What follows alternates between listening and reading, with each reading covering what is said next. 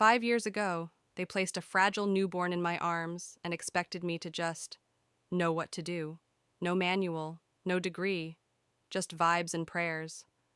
And today, somehow, that tiny human is 5 years old. 5 whole years. The scary part isn't that she's growing.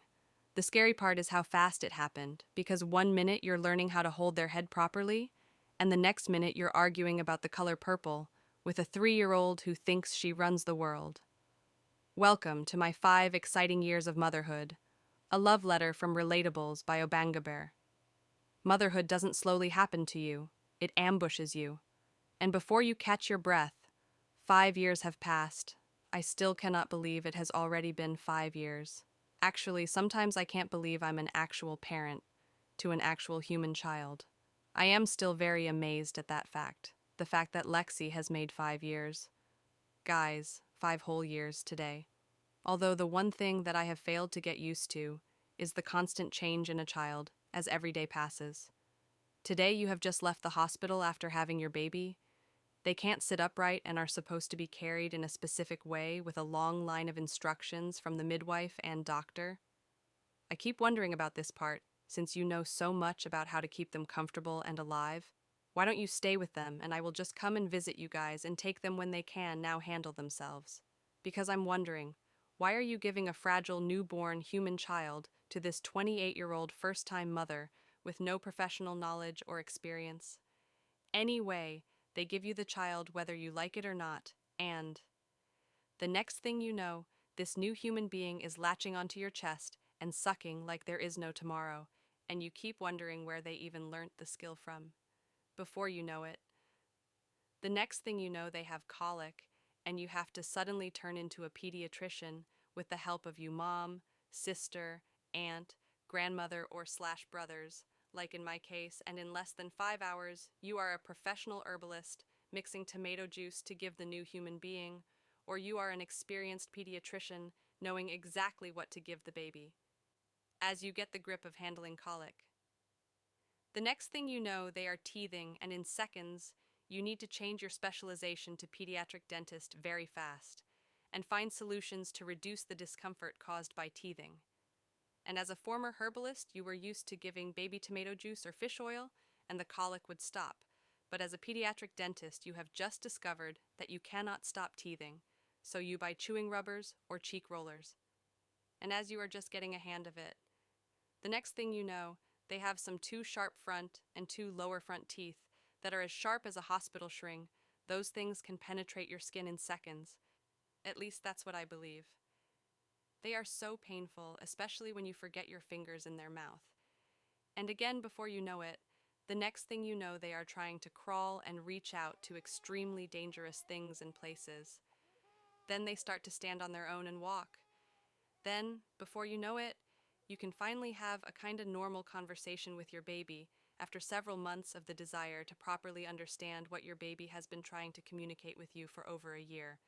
But you immediately regret it because apparently all they had for you are mummy, mummy, mummy, mom, mom, mom, mummy, mummy, mom, all day and all night, as you are wishing and hoping for the mummy mummy stage to pass before you know it. Next thing you know, they are crawling to all the dangerous areas of this earth. They never go to the safe areas. Oh no, all they want to give you is an adrenaline rush. Now they can crawl, and when they turn their bum to sit, it's at the edge of the sofa, at the edge of the veranda. All in all, when they sit, your life is at the edge. Just as they are trying to pull up your blood pressure, the next thing you know, your little human is standing, and before you know it, they are already walking, and your heart at this point wants to explode with joy and pride. They get up and run to you, and you get really excited, like they are the first human to ever walk. And this being your first child, you want to tell everyone because my baby is walking. From this point, their growth starts to move at the speed of light because before you know it, the next thing you know, you are arguing with a 3-year-old over something you clearly are right about, and they know nothing about, but they will argue with you about it. And I always keep wondering, why would a grown 31-year-old be arguing over a crayon color with a 3-year-old? Anyway, with everything happening at the speed of light, with every next thing you know arriving before I even catch my breath.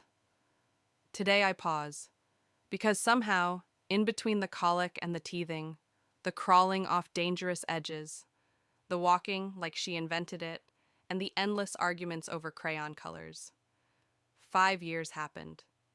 5 whole years. And the truth is, while I keep saying the next thing you know, what I really mean is, I wasn't ready for how fast love could grow. I wasn't ready for how deeply one tiny human could change me.